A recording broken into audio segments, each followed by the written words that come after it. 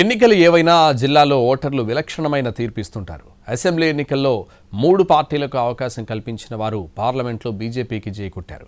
పంచాయతీ ఎన్నికల్లోనూ తమ ఆనవాయితీ కొనసాగించారు. ఇప్పుడు మున్సిపల్ ఎన్నికల్లో పట్టణ ఓటర్లు ఎవరి వైపు ఉన్నారు? ఆ జిల్లాలో పరువు దక్కించుకునేది ఎవరు? కింగ్ మేకర్గా మారేదెవరు? తెలుగువారి number 1 choice Telugu matrimony. Nizamabad జిల్లాలో మున్సిపల్ ఎన్నికల రాజకీయాలు ఒక్కసారిగా వేడెక్కాయి. నేతల మధ్య మాటల తూటాలు పేలుతున్నాయి. ఆరోపణలు ప్రత్యారోపణలతో పురపోరు వేడి పెంచుతున్నారు. ముఖ్యమంత్రి రేవంత్ రెడ్డి ఎన్నికల ప్రచారంలో పాల్గొని విపక్షాలపై విమర్శలు ఎక్కుపెట్టారు.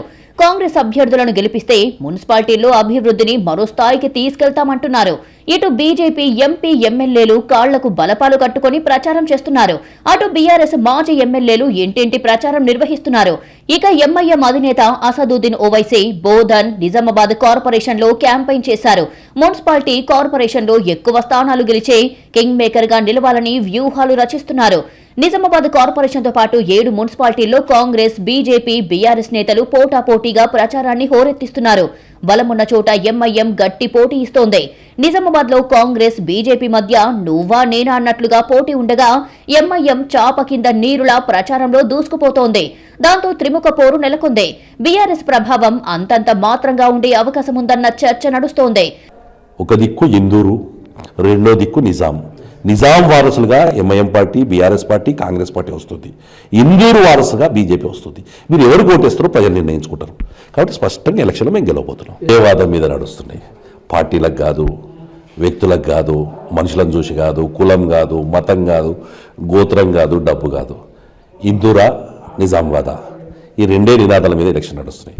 ఎందుకంటే ఇందూరు అనే పేరు మేము కొత్తగా పెట్టుకుంది కాదు. ఎన్నో వందల సంవత్సరాల కిందట, వేల సంవత్సరాల కిందట ఈ ప్రాంతాన్ని పరిపాలించిన వాళ్ళు పెట్టిన పేరు అది. ఈ ప్రాంతం పుట్టింది ఆ పేరుతోని. తర్వాత నిజాం నవాబు సమయంలో దీని పేరు మార్చారు. బోధన్లో కాంగ్రెస్, ఎంఐఎం మధ్య గట్టి పోటీ ఉంది.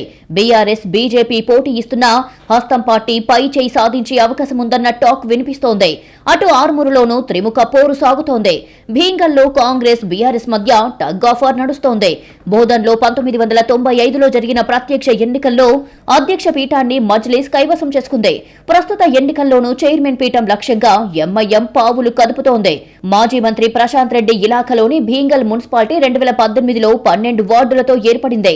ఇక్కడ తొలిసారి గులాబీ జెండా ఎగరగా రెండోసారి మున్సిపాలిటీని కైవసం చేసుకోవాలని ఆ పార్టీ పట్టుదలతో ఉంది. మరోవైపు కాంగ్రెస్ కూడా ఎలాగైనా చైర్మన్ పీఠం దక్కించుకోవాలని వ్యూహాత్మకంగా అడుగులు వేస్తోంది.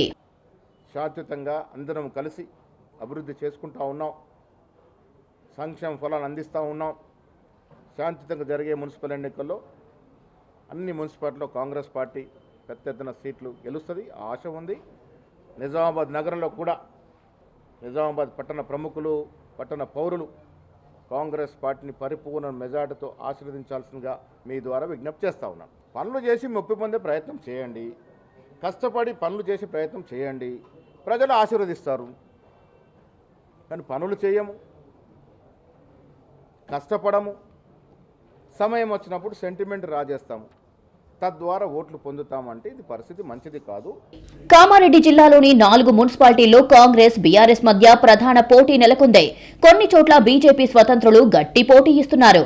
కామారెడ్డి మున్సిపాలిటీలో 49 వార్డులు ఉన్నాయి. గత ఎన్నికల్లో బీఆర్ఎస్ 23, కాంగ్రెస్ 12, బీజేపీ 8, ఇతరులు 6 వార్డుల్లో గెలిచారు.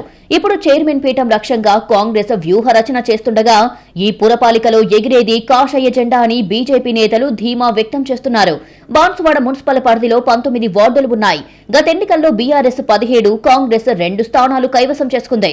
బాన్సువాడ నియోజకవర్గ ఎమ్మెల్యే, మాజీ స్పీకర్ పోచారం శ్రీనివాస్ రెడ్డి కాంగ్రెస్ లో చేరడంతో ఈ మున్సిపాలిటీపై అందరి దృష్టి పడింది. సమస్యలపై మేము నిలదీయాలి. అసలు ప్రజలు మనని ఎందుకు ఎన్నుకున్నారు? ప్రజాసేవ చేయడానిక, కులమతాల మధ్య చిచ్చుపెట్టి ప్రజలను రెచ్చగొట్టడానిక అనేటటువంటి విషయాల్ని ప్రజలు గమనించాలి.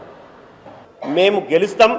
గత 2 సార్లు 2014లో 18లో నేను ఒక విషయం చెప్పిన, మేము గులాబీ జెండా ఎగరేస్తామంటే మీరేడా ఎగరేస్తారని చెప్పేసి కొంతమంది జోకులు చేశారు. కానీ 2014లో 10 మంది గెలిచిన మేము గులాబీ జెండా ఎగరేసి తీరినాం. 2018లో 13 మంది గెలిచినా కూడా మేము గులాబీ జెండా ఎగరేసి తీరినాం. మరి ఈరోజు మా వ్యూహ రచనలు కూడా మాకుంటాయి. ప్రజల మీద నమ్మకం మాకుంది. 2020లో ఎల్లారెడ్డి మున్సిపాలిటీలో జరిగిన ఎన్నికల్లో బీఆర్ఎస్ 9, కాంగ్రెస్ 3 వార్డుల్లో విజయం సాధించాయి. అప్పుడు మున్సిపల్ పీఠాన్ని బీఆర్ఎస్ దక్కించుకోగా 4 ఏళ్ల తర్వాత అవిశ్వాస తీర్మానంతో కాంగ్రెస్ చైర్మన్ పదవిని కైవసం చేసుకుంది. ఇప్పుడు అన్ని స్థానాలు గెలుచుకుని మున్సిపల్ పీఠాన్ని సొంతం చేసుకోవాలని కాంగ్రెస్ గట్టిగా ప్రయత్నిస్తోంది. అటు పూర్వ వైభవం సాధించాలని బీఆర్ఎస్ తహతహలాడుతోంది. ఇక కొత్తగా 12 వార్డులతో ఏర్పడిన బిచ్కుంద మున్సిపాలిటీలో సత్తా చాటాలని అధికార పక్షం ఉవ్విళ్లూరుతోంది. ప్రభుత్వం అమలు చేస్తున్న సంక్షేమ పథకాలు, అభివృద్ధి పనులే తమను గెలిపిస్తాయని కాంగ్రెస్ నేతలు ధీమా వ్యక్తం చేస్తున్నారు. కాంగ్రెస్ పార్టీ ప్రవేశపెట్టిన పథకాలు, అట్లా సీఎం రేవంత్ రెడ్డి గారి కృషి, తను నిత్యం ప్రజలకు పేద ప్రజలకు ఏం కావాలని చెప్పేసి ఆలోచన ధోరణి, దాన్ని బట్టే మనం నిత్యం చూస్తూ ఉన్నాం. ప్రతి నాయకుడిని మా సీఎం రేవంత్ రెడ్డి గారు ప్రతి నాయకుడిని క్యాంప్ ఆఫీసుల్లో ఇక్కడ కాకుండా పబ్లిక్లో ఉండమని చెప్పేసి తెలియజేస్తున్నారు.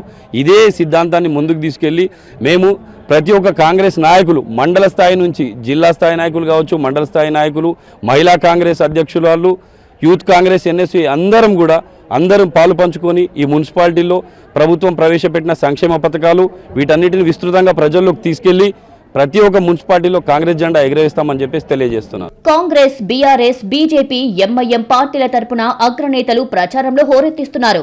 పార్టీల ప్రచారం, అభివృద్ధి నినాదాలు ఎలా ఉన్నా నిజామాబాద్ జిల్లా ఓటర్ల తీర్పు ఎలా ఉంటుంది అన్నది ఆసక్తిగా మారింది.